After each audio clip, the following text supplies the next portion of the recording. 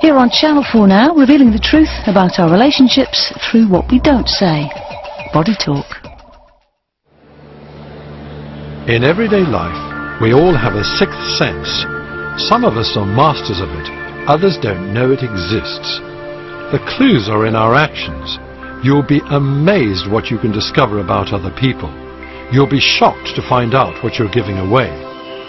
I call these clues tells, a term used by poker players. It refers to the unintentional actions that reveal what kind of hand their opponents might be holding. They can also help you to understand friendship, power, love and sex. From the moment you meet to the day you marry, this program explains the tells that show who will make a good mate and who won't. It'll also help you to understand other people's marriages, to see if someone really means it when they say, I do. Or are they telling the truth when they say, I didn't? Without the language of tells, there would be no flirting, and sex as we know it would cease to exist.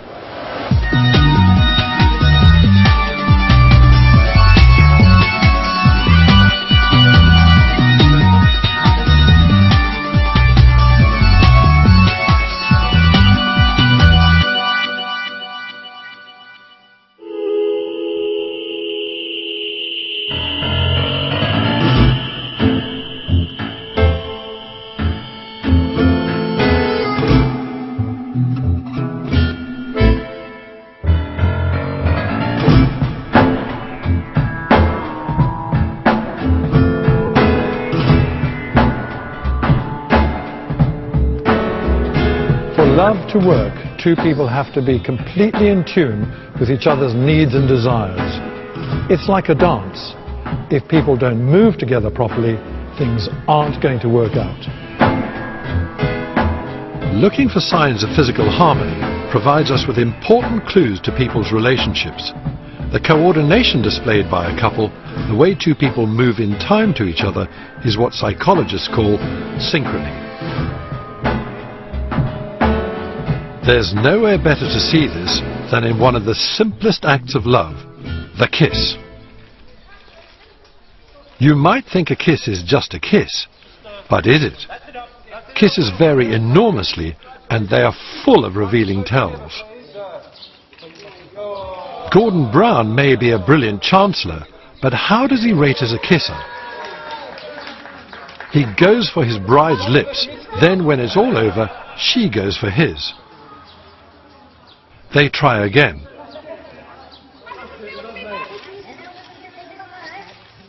But once more, their kisses are out of sync. Her kiss is over before his. This kiss is uncoordinated, but it's entirely understandable because the press are putting the newlyweds under a lot of pressure. And anyway, the Chancellor isn't used to parading his private life in front of the cameras. If you doubt the importance of synchrony, watch Kate Winslet and her first husband, Jim Freppleton. You'll see that they're out of sync. At the start, she offers the top of her head to be kissed, but then she starts to present her lips just when he's turning away. As he turns back towards her, she presents her forehead once again. At no point do they seem to want the same thing. Not long after this kiss, Kate and Jim parted company. There's much more coordination between Kate Winslet and her next husband, Sam Mendes. When he signals that he's about to kiss her, she reacts immediately, making sure that she's ready by the time his lips reach hers. Their movements before, during and after the kiss are synchronized. It's all done with exquisite timing, down to a fraction of a second. When people feel the same way about each other, synchrony comes naturally. When people aren't in tune with each other, it's much more difficult for them to synchronize their actions. Forgive me if I'm repeating myself, but we all know that David and I know the same people. Few people genuinely believe that Liza Minnelli and her new husband were a match made in heaven, and sadly, The tells show the doubters to be correct. As she stretches towards her latest flame, you can see signs that they don't want the same thing from each other. She's hoping for a kiss, but is met with a reluctant hug. It's not what she was after. It's not a good sign. When you start reading the tells, you begin to realize that a simple little act like kissing can provide important clues to people's attitudes towards each other. It can also show who's in control.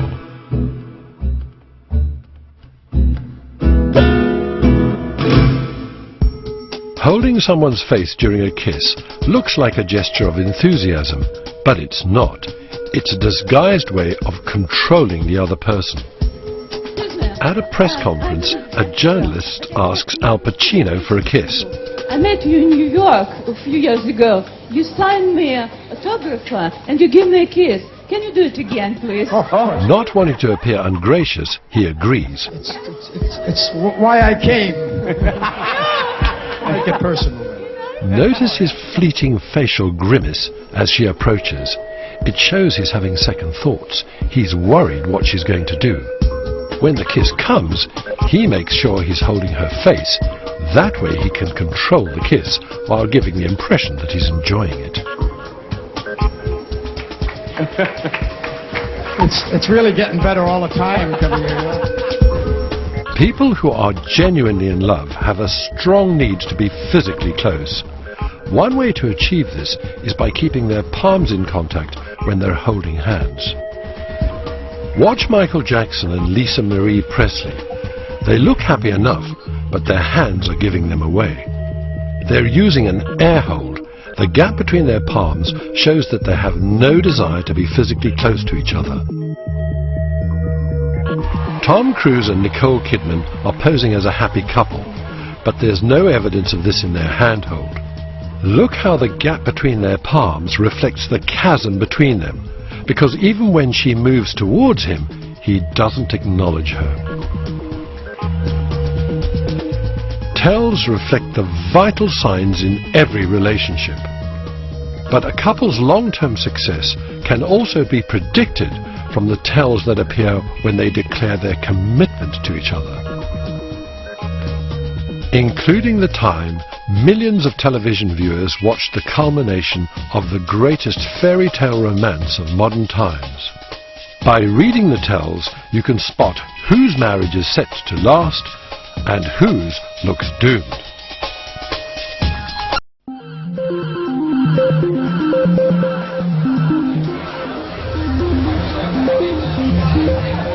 Imagine what it would be like to be a fly on the wall for a whole evening when men and women are busy sizing each other up. You could study all the unspoken exchanges between them, every nervous glance, every flirtatious gesture, every tell they needed to exchange for a love affair to get started.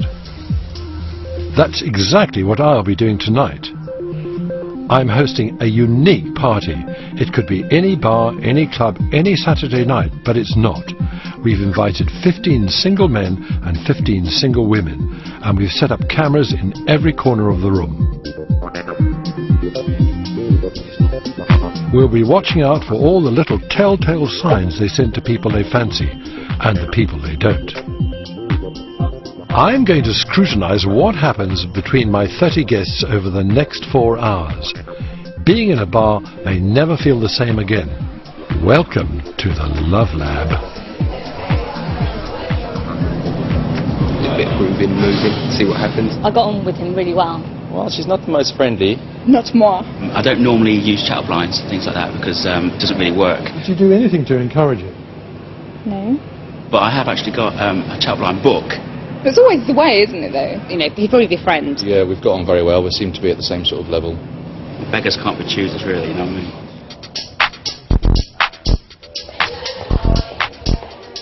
The female guests have been asked to arrive early and are getting to know each other. How will the behavior of the women change when the men enter the room?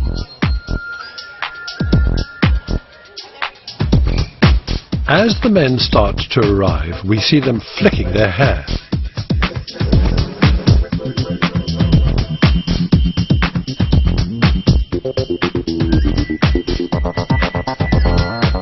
The hair flick is a classic example of preening. Preening helps a girl in several ways. First, she's showing her crowning glory, a soft, bouncy, youthful feature she's proud of. Then she's telling the man she's noticed him. She's saying, "Look at my hair and look at me." Among women, preening is not only common, it's contagious. 3 of the 4 girls in this group preen themselves by flicking their hair. 1, 2, 3. It's like a Mexican wave.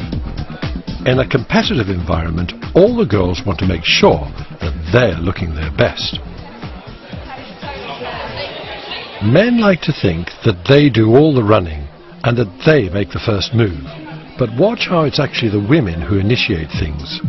Okay, now let's just see if we can track this one. Let's slow time down and study in detail what happens when Richard arrives at the party.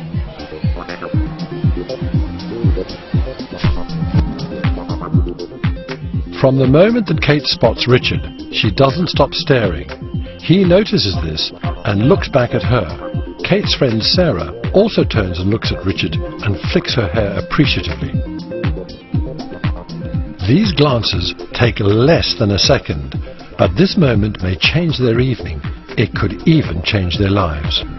Courtship is almost always a matter of female choice, and in a bar, it's the woman who invariably makes the first move. She does this by producing an approach tell. Anton and Marius move towards a group of girls. They're waiting for an approach tell. Jasmine on the left spots them standing alone. She stares at them and gives them a smile. This is an approach tell. It says to the guys, "You may approach me now." Yvonne turns to see the guys and also smiles, sending the same signal. Without an approach tell, you may as well not be there. One of these men is part of the group. The other isn't, but wishes he were. He steps forward, tries to be physically involved, but to no avail. Even when he's left alone with the girls, a perfect opportunity to move in, he stands there expectantly, watching them, patiently waiting for an inviting signal from one of them. But it never comes. Without an approach tell from one of the girls, there's very little he can do to be accepted. So he carries on, looking slightly lost and waiting.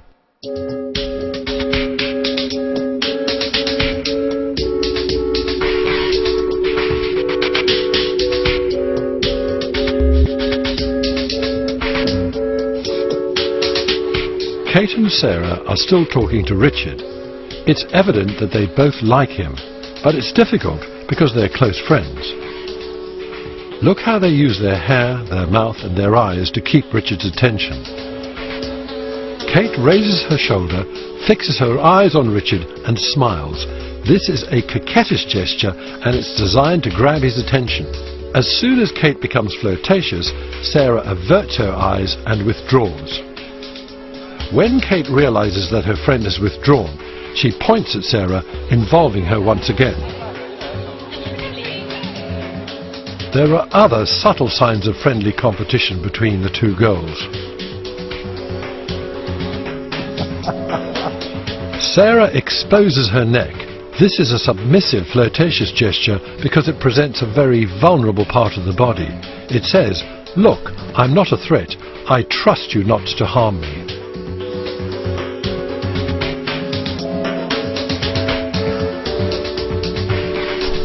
Kate goes to the bar, and as she passes Richard, she discreetly pats him on the bum.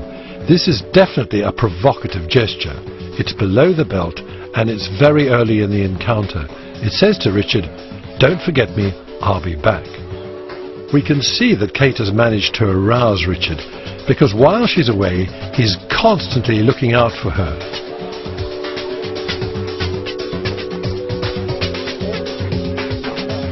Move over. That's it. Beverly and John have been chatting to each other for ages. They're oriented towards each other, ignoring everything and everyone else. How do we know whether he's equally committed to her? Well, let's just look at his feet. There you are, legs crossed. That's a very important tell. It tells us, but not necessarily him or her, that he's entirely committed to that conversation. He has absolutely no intention of moving on. Sarah has also crossed her legs. She too has no intention of leaving. Richard is still looking around. He's missing Kate. Now it's Sarah's chance to make a move. One of the things you'll find is that women often preen themselves when they've lost the attention of the guy they've been talking to. Watch how she uses her hair, her mouth and her eyes. Sarah preens the right side of her body, almost as if she's trying to draw Richard away from the centre of the room where Kate is to be found. She becomes more animated in an attempt to hold his attention.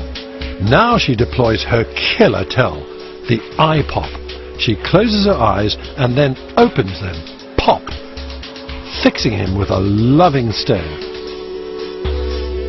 This seems to be working because Richard is much more engaged in the conversation. But Sarah's not entirely at ease because she keeps glancing to her left, keeping a lookout for Kate. She sees that Kate is busy elsewhere, so she produces a barrage of flirtatious tells. There's a little head cant, then there's an eye pop, followed by an exaggerated look of incredulity. After that she raises her eyebrows, flicks her hair and produces an emphatic grimace. But has the barrage of tells worked? When Kate returns, she picks up where she left off. Sarah doesn't continue to make a play for Richard because she looks away and detaches herself.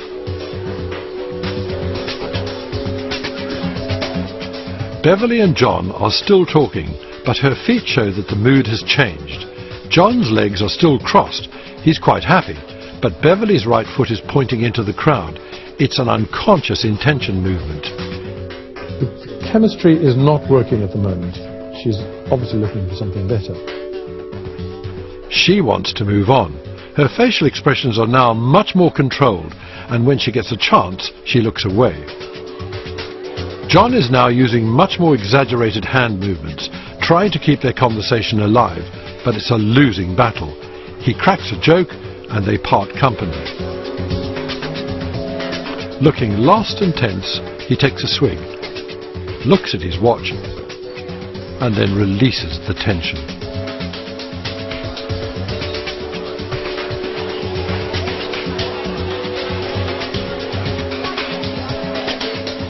Anton is bored and looking round the room. Now it's his turn to move on, and he knows exactly where he's going. Kate is the target. He shakes only her hand and secures a hug. Kate turns her body towards Richard and Sarah when she puts her arm around Anton. She's reducing the intimacy of the hug and showing the others what she's doing. She's making it look friendly and nothing more. She pats Anton on the back just before the two of them let go. Pats like these pretend to be a gesture of affection, but they're not. They are a release signal. They tell the other person that it's time to let go. Richard, Kate and Sarah have spent a lot of time together. The tells show that Richard is interested in Kate. They also reveal that Richard regards Anton's arrival as a serious threat. Although Richard is doing his best to hide his feelings, he's giving off distress signals. There's a distinct lack of expression. See how he runs his tongue over his teeth. They are his primitive weapons. It's a disguised signal of aggression. When he shakes hands with Anton, Richard tries to appear relaxed. He's smiling furiously, but it's a completely fake smile. He's deeply unhappy. One tell really gives away his discomfort. His chin is pulled back. This is the chin tuck. It's what we do when we are feeling threatened. We react as if someone is about to punch us metaphorically on the chin. To make matters worse, Marius arrives. Despite Richard's insecurity, the physical arrangement of the group is revealing. The two girls have lined up beside Richard. They're showing their allegiance to him. But this doesn't stop them sending flirtatious signals to Anton and Marius. Women flirt with men even when they are not sexually interested in them. That's partly because, for lots of girls, flirting is like good manners. It's something you do even though you don't mean it. This also explains why Vicky, at the end of the speed dating night, only ticked 2 of the men, but was ticked by all 20 of them.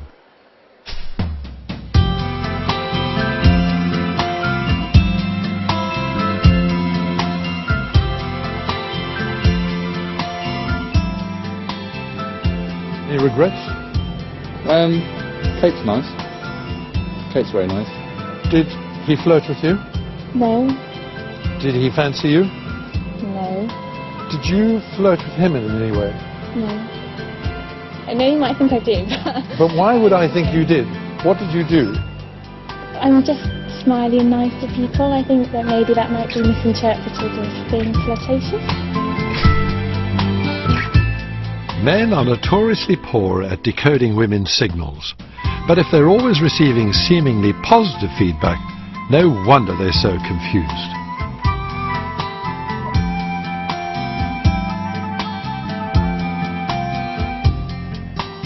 So we've seen how tells can reveal the secret dynamics of relationships from first meeting to marriage. But how do couples show that they're together? How do they protect their relationship? And, in spite of their best efforts, how do the tells reveal illicit affairs? The experience of love goes hand in hand with the expression of love. Of course, people can always conceal or fake their emotions, but when it comes to love, people usually show their true feelings. That, after all, is what love is all about.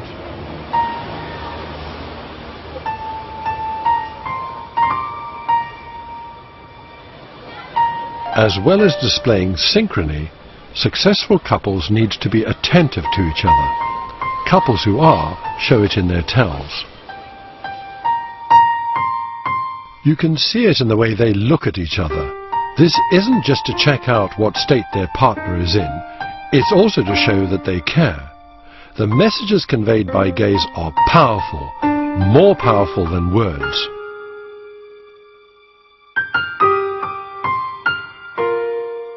The contrasting weddings of 2 of the world's most famous brothers shows how attentiveness can communicate love, and how its absence can betray other feelings.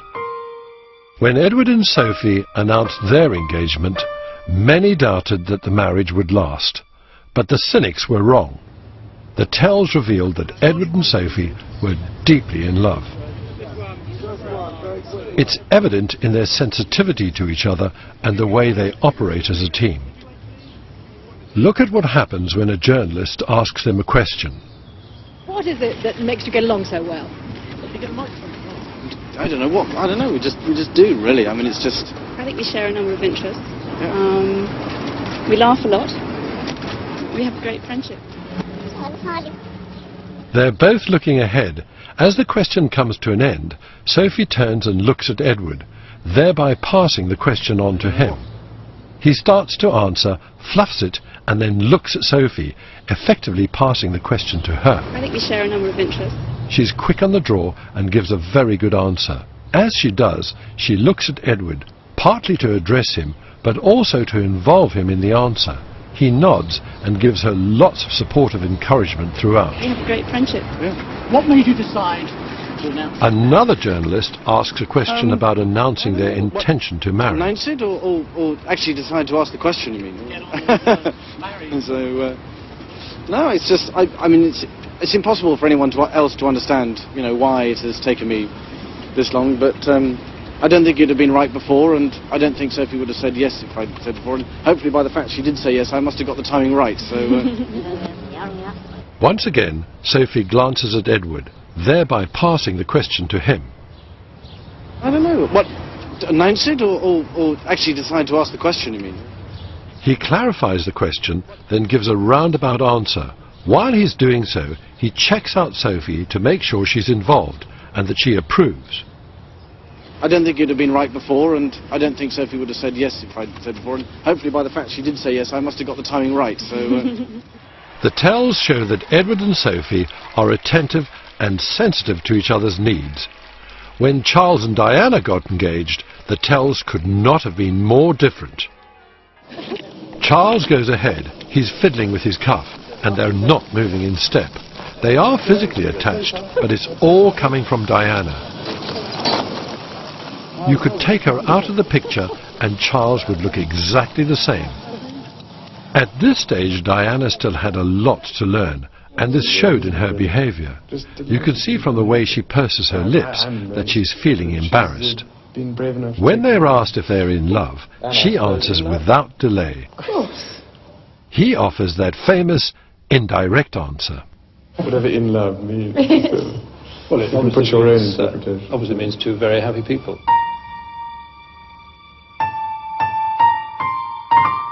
The greatest fairy tale romance in modern history seems very different when you look more closely at the tells.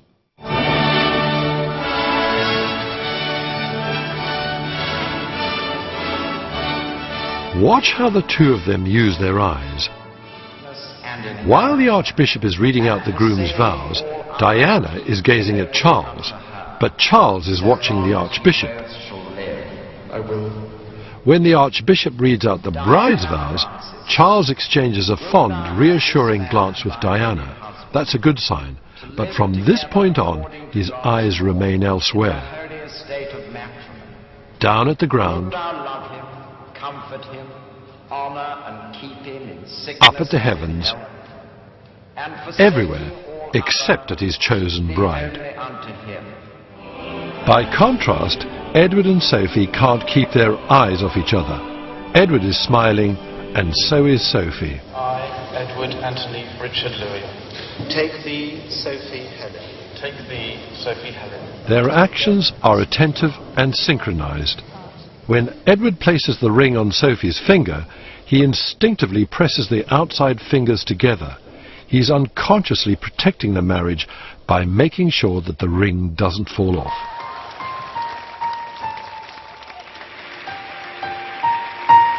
It's often in very tiny gestures, actions that we take for granted, or which we don't even notice, that the secret language of lovers' feelings is to be found.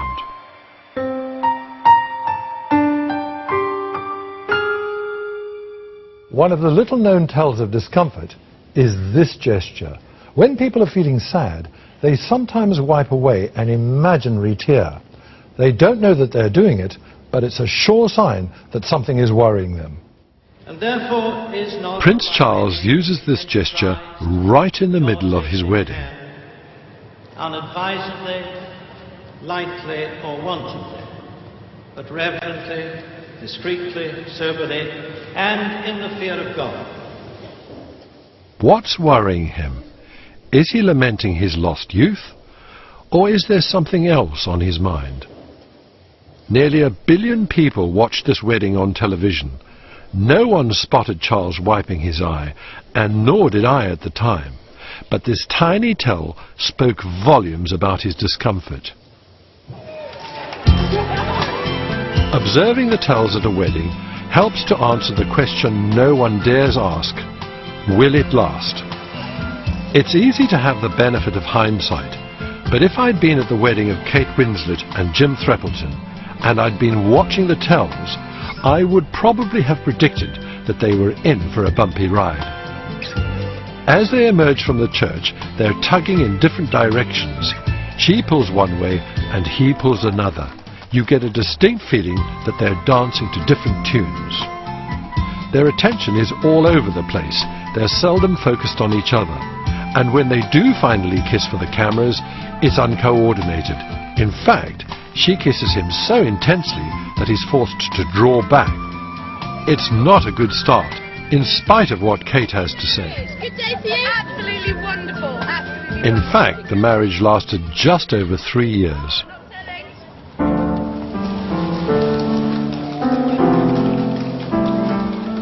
The TV presenter Zoe Ball and the DJ Norman Cook also began their married life with the wedding tells sounding a loud warning.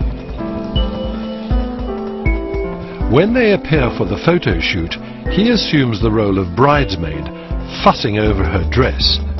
Zoe is orchestrating the occasion, and Norman is looking lost. You can see it in his submissive cant of the head. As they kiss for the cameras, she clasps his head in her hands. She's not being passionate, she's calling the shots. It's the same head hold we saw with Alcino.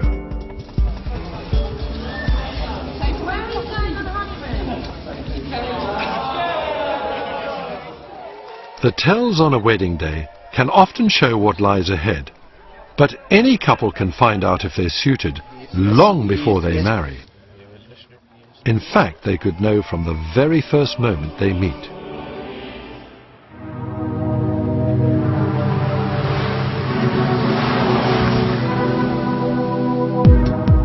First meetings are critical. In fact, they are probably the most crucial staging post in a relationship. It's by looking at first meetings that we can tell if people are attentive to each other and whether things are going to work out. Where better to see this than at a speed dating evening, where instant chemistry holds the key to finding love. At tonight's event there are 40 guests, 20 men and 20 women, and they've all been given scorecards. We are going to have the girls sitting down and the boys... They'll tick the dates they like, and if a date ticks them too, they'll be given the opportunity to meet again later. Move on. But for the moment, if you want to go and sit down, okay, I hope you all have fun. The encounters are 3 minutes long. Research on relationships reveals that people often form an impression of each other within the first 5 seconds. These processes are clearly at work here. We can see it in their eyes and in their facial expressions.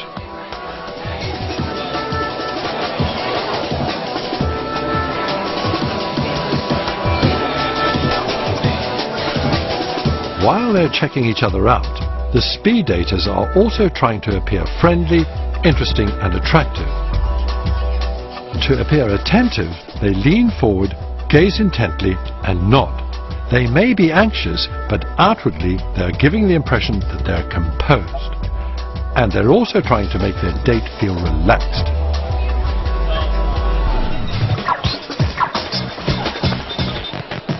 One thing guaranteed to help someone relax is laughter.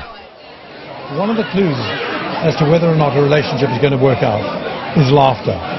Men love nothing more than to make a woman laugh. And what women are looking for is a man who makes them laugh.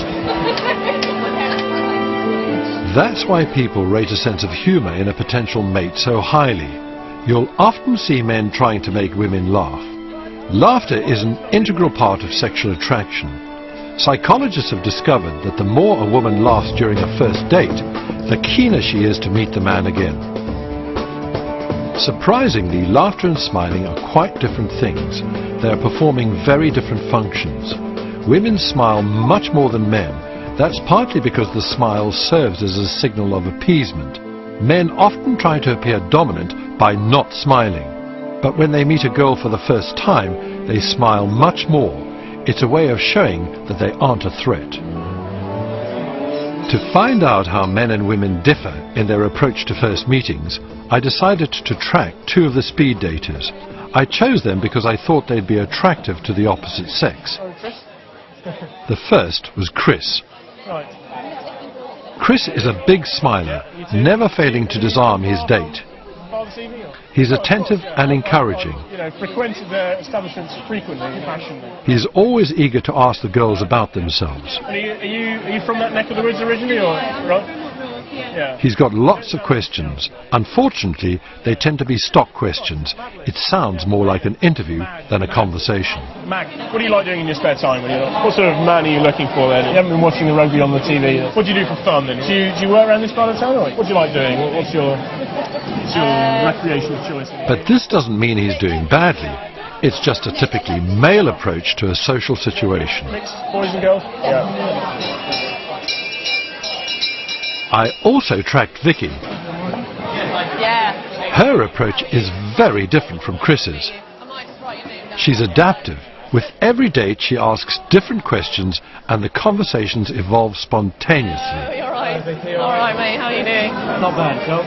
Good. I'll tell you about my activities outside work. Fine. They're more interesting. That's fantastic, because I'd rather not talk about work as well, so bring it on. Like half an hour on the yeah. line on the tube. Yeah, not bad. There's an island called the White Sands. Notice her attentiveness and the animation in her face when she's asking a question. I didn't actually have time for that. She widens her eyes and raises her eyebrows. As soon as she's completed the question, she stops talking and gives her date a chance to respond. They got this jellyfish, the hurricane. She opens her mouth as a sign of astonishment, nods her head in encouragement, and raises her eyebrows to show how impressed she is. She's showing her date that she's interested in what he has to say, and that she can identify with his feelings. Actually, not go out every single night, I imagine. Although she doesn't know it, Vicky is displaying her facial facility. Her tells demonstrate that she's capable of a wide range of emotions and that she knows how to display them appropriately. In evolutionary terms, she's telling him that she would make a sensitive mate and a caring mother. An hour and a half of yoga. Good man. Wow. So I'm actually feeling very at peace with myself. At the end of the evening, it's no surprise that every one of the 20 men ticked Vicky. Chris was the most popular man at the event. 13 women ticked him. When it comes to first impressions, there's no doubt that women have the upper hand. On average, the men ticked twice as many people as the women. Although we don't know it, we're constantly sending and receiving sexual messages. Other people are looking us over and deciding whether we are attractive, and we're doing the same to them. Speed dating is built on first impressions. There's very little time for much more than that. But a typical night on the town is a much more complex situation for would-be lovers. So how do people approach each other, appear seductive, and ward off competition? We're about to find out.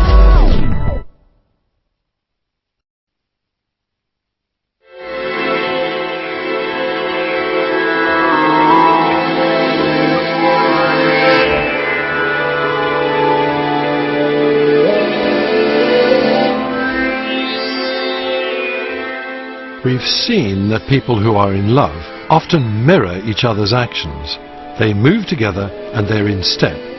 But in established relationships, other tells appear. They're to do with possession, dominance, and deception.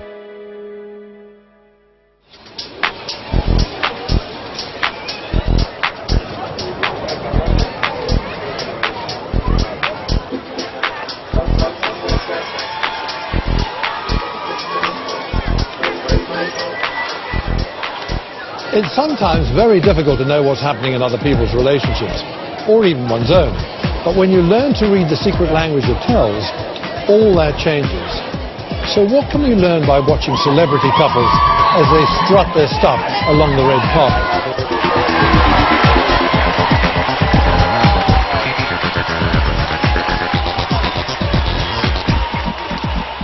When celebrity couples appear in public, there can sometimes be a problem if one of them gets more attention than the other. John Travolta and his wife Kelly Preston are being interviewed at a movie premiere.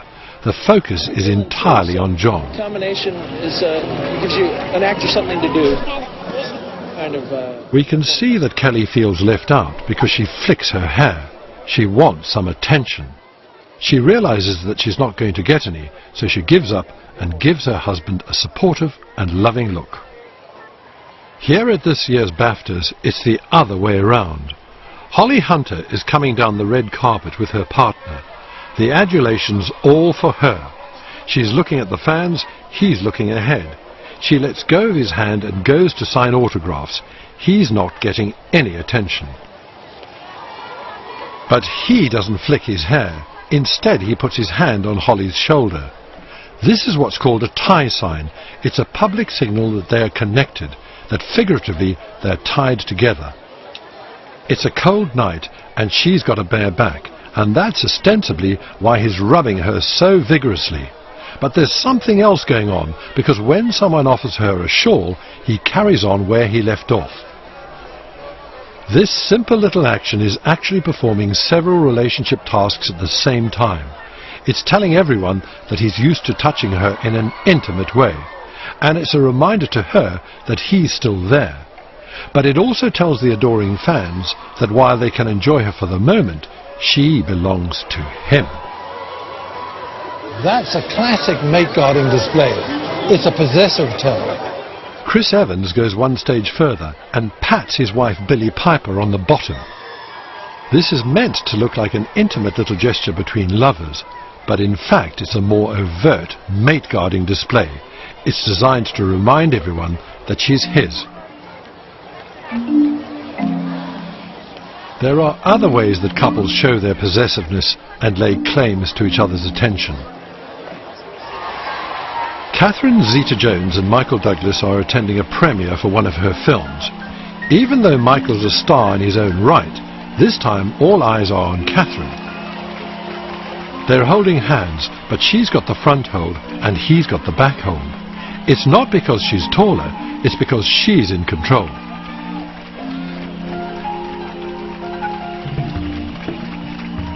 Michael touches Catherine possessively, working his hand up her back. She obviously doesn't want this distraction because her hand comes round and flicks him off. It's not what she wants. He moves away, looking dejected. She grabs his hand. Once again, she's got the front hold position. She's clearly enjoying the attention because she's not looking at Michael at all. But this time, he doesn't touch her, he uses his eyes. Watch how Michael stares at her. This looks like adoration, but it isn't. It's an eye pull. Michael is feeling left out. He's using his eyes to get Catherine to acknowledge him so that he can feel part of the action. The tells show that people who are in established relationships behave quite differently from those who are in the early stages of courtship.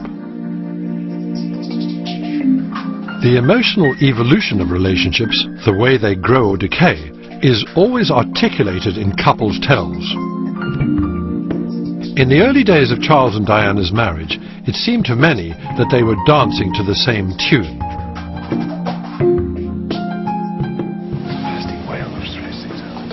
You've got a plastic whale that throws things out the top, little balls. There were signs of loving collusion, as well as examples of physical intimacy. Here, for example, he teases her by touching her on the bum, and she responds playfully. When Charles and Diana started to become estranged, they tried to put on a brave face, but their worsening relationship and the misery they were experiencing showed in the tells. The story the tells reveal about Diana is that in public she learned how to play to the cameras, but in private, when she wasn't aware she was being filmed, the tells revealed the truth. Her emotions were too strong for her to keep hidden.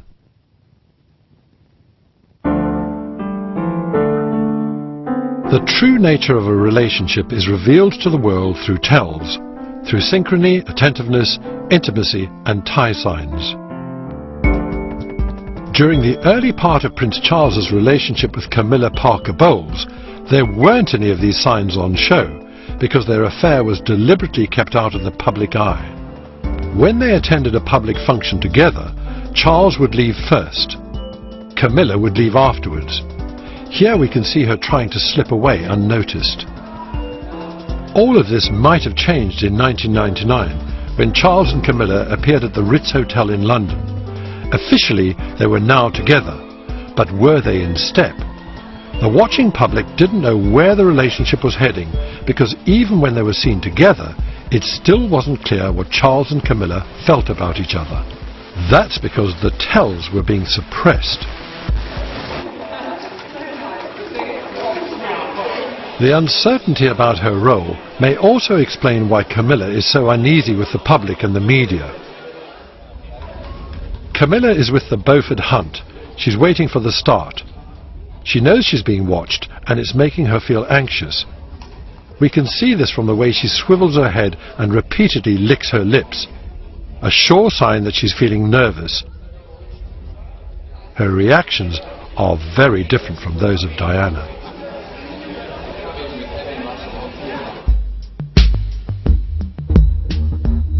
But how do tells help at the sharp end of marriage when one side has been unfaithful?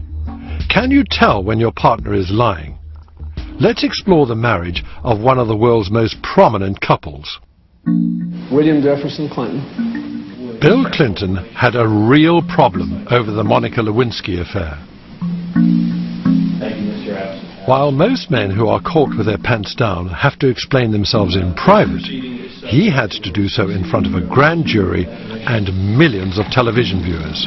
Asked you if she believed that the definition of sexual relationship was two people having intercourse, then this is accurate.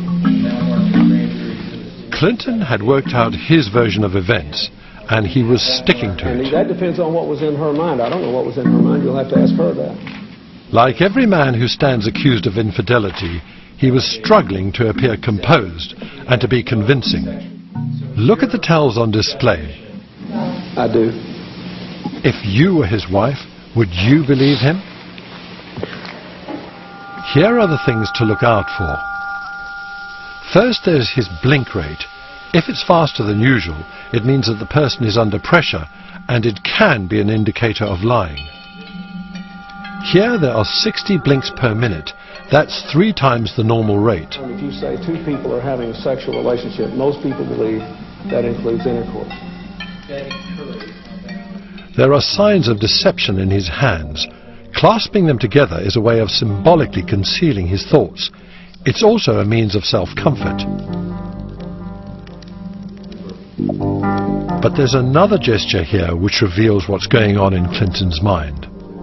See how he forms a fist and covers it with the other hand. He's feeling aggressive but trying to hide it. He's also using his hands to partially cover his mouth. That's a way of concealing what he's got to say. This gesture is frequently associated with lying. Between your personal